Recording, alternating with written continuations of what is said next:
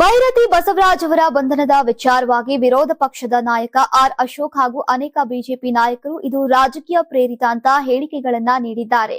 ಈ ವಿಚಾರವಾಗಿ ಡಿಕೆ ಮೋಹನ್ ಇಂದು ಮಾಧ್ಯಮದವರೊಂದಿಗೆ ಮಾತನಾಡಿದ್ದಾರೆ. ಈ ಕೇಸ್ನಲ್ಲಿ ನಾವು ದೂರನ್ನ ಕೊಟ್ಟಿಲ್ಲ, ರಾಜಕೀಯ ಉದ್ದೇಶದಿಂದ ಕೊಟ್ಟಂತಹ ದೂರು ಕೂಡ ಅಲ್ಲ. ಈ ದೂರನ್ನ ಕೊಟ್ಟಿದ್ದು ಕೊಲೆಯಾಗಿರುವಂತಹ ಬಿಕ್ಲು ಶಿವ ಅವರಿಗೆ ಪ್ರಾಣ ಭಯ ಇದೆ ಅಂತ ಮುಂಚೆನೆ ಬಿಕ್ಲು ಶಿವ ಅವರು ದೂರನ್ನ ದಾಖಲಿಸಿದ್ರು. ಕೊಲೆಯಾದ ನಂತರ ಅವರ ಕುಟುಂಬದವರು ದೂರನ್ನ ದಾಖಲಿಸಿದ್ರು. ಇದು ಹೇಗೆ ರಾಜಕೀಯ ಆಗತ್ತೆ ಅಂತ ಡಿಕೆ ಮೋಹನ್ ಅವರು ಪ್ರಶ್ನಿಸಿದ್ದಾರೆ. ಈ ಕೇಸಲ್ಲಿ ನಾವು ಕೊಟ್ಟಿರೋಂತ ಕಂಪ್ಲೇಂಟ್ ಅಲ್ಲ, ರಾಜಕೀಯ ಉದ್ದೇಶದಿಂದ ಕೊಟ್ಟಿರ್ತಕ್ಕಂಥ ಕಂಪ್ಲೇಂಟ್ ಅಲ್ಲ. ಈ ಕಂಪ್ಲೇಂಟ್ ಮಾಡಿರ್ತಕ್ಕಂಥದ್ದು ಬಿಕ್ಲು ಶಿವ ಯಾರು ಮರ್ಡರ್ ಆಗಿದ್ದಾನೆ ಅವನೇ ಮುಂಚಿತವಾಗ್ಲೇ ಕೊಟ್ಟಿದ್ದಾರೆ.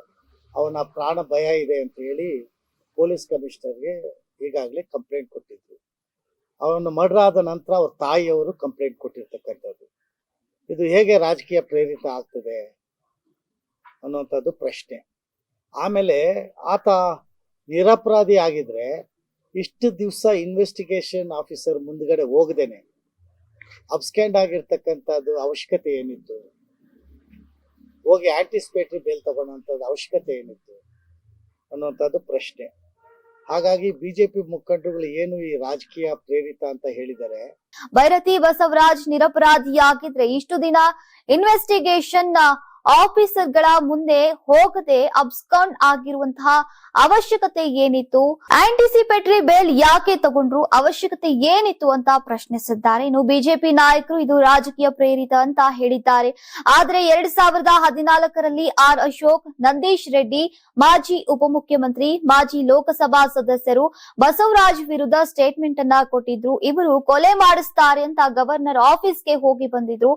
ಈ ಕ್ಷೇತ್ರದಲ್ಲಿ ಅನೇಕ ಕೊಲೆಗಳಾಗಿವೆ ಅಂತ ಆಪಾದನೆಯನ್ನ ಕೂಡ ಮಾಡಿದ್ರು. ಭ್ರಷ್ಟಾಚಾರ, ಹಿಂಸಾಚಾರ, ರೌಡಿಸಂ ಹೇಗೆ ಅನೇಕ ವಿಚಾರಗಳು ಈಗ ಏನು ಸಾಕಷ್ಟು ದಾಖಲೆಗಳನ್ನ ನಂದೀಶ್ ರೆಡ್ಡಿ ಬಿಡುಗಡೆ ಮಾಡಿದ್ರು. ಇವರು ಕೊಲೆಗಾರರಿಗೆ ಸಪೋರ್ಟ್ ಮಾಡ್ತಾರೆ ಅಂತ ಅವರು ಪಕ್ಷದವರೇ ಬಸವರಾಜ್ ವಿರುದ್ಧ ಅಲಿಗೇಷನ್ ಅನ್ನ ಮಾಡಿದ್ದಾರೆ. ಆದ್ರೆ ಇವತ್ತು ಅವರೇ ಬಂದು ಇದು ರಾಜಕೀಯ ಪ್ರೇರಿತ ಅಂತ ಹೇಳ್ತಿದ್ದಾರೆ. ವಾಷಿಂಗ್ ಮಿಷಿನ್ ನಲ್ಲಿ ಹಾಕಿದಾಗ ಕ್ಲೀನ್ ಆಗಿ ಬರುತ್ತಲ್ಲ, ಆ ರೀತಿ ತಿರುಚಿ ಹೇಳ್ತಿದ್ದಾರೆ ಅಂತ ಹೇಳಿದ್ರು. 2014ನೇ ಇಸ್ವಿಯಲ್ಲಿ ಇದೇ ಆರ್ ಅಶೋಕ್ ಅವರು, ಯಾರು ಉಪಮುಖ್ಯಮಂತ್ರಿಗಳು, ಮಾಜಿ ಉಪಮುಖ್ಯಮಂತ್ರಿಗಳಿದ್ದಾರೆ, ಅವರ ಜೊತೆನಲ್ಲಿ ನಂದೀಶ್ ರೆಡ್ಡಿ ಆಗಿದ್ದಂಥ ಮಾಜಿ ಶಾಸಕರು, ಆಮೇಲೆ ಮಾಜಿ ನಮ್ಮ ಲೋಕಸಭಾ ಸದಸ್ಯರು, ಮಾಜಿ ಮುಖ್ಯಮಂತ್ರಿಗಳಾಗಿದ್ದಂಥವ್ರು, ಅವರು ಇವತ್ತು ಹಿಂದೆನೆ ಸ್ಟೇಟ್ಮೆಂಟ್ ಅನ್ನು ಕೊಟ್ಟಿದ್ರು ಬಸವರಾಜ್ ವಿರುದ್ಧವಾಗಿ. ಇವರು ಮರ್ಡರ್ ಮಾಡಿಸ್ತಾರೆ ಅಂತ ಹೇಳಿ ಗವರ್ನರ್ ಆಫೀಸ್ಗೆ ಹೋಗಿ ಅವರು ಒಂದು ಮೆಮೊರಂಡಮ್ನು ಕೂಡ ಕೊಟ್ಟಿದ್ರು. ಆಮೇಲೆ ಅನೇಕ ಕೊಲೆಗಳಾಗಿದೆ ಈ ಕ್ಷೇತ್ರದಲ್ಲಿ ಅಂತ ಕೂಡ ಆಪಾದನೆಯನ್ನ ಮಾಡಿದ್ರು. ಸಾಕಷ್ಟು ದಾಖಲೆಗಳನ್ನ ನಂದೀಶ್ ರೆಡ್ಡಿ ಅವರು ಬಿಡುಗಡೆಯನ್ನು ಮಾಡಿದ್ರು.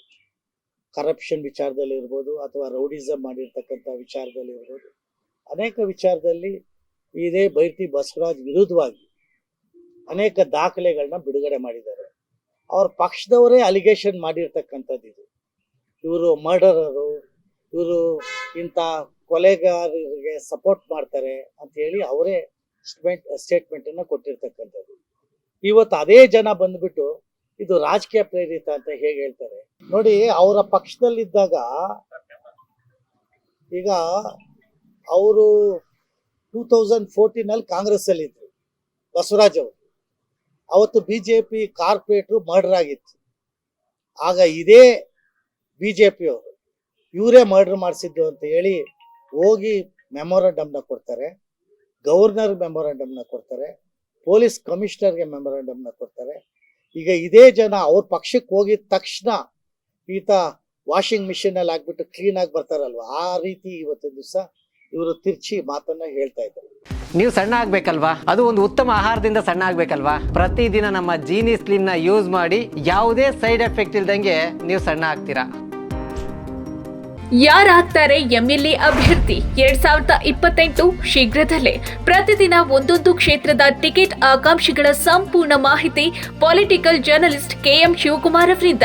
ಕರ್ನಾಟಕದ ನಂಬರ್ 1 ಡಿಜಿಟಲ್ ಮೀಡಿಯಾ ನಿಮ್ಮ ನೆಚ್ಚಿನ ಕರ್ನಾಟಕ ಟಿವಿಯಲ್ಲಿ ಮಾತ್ರ.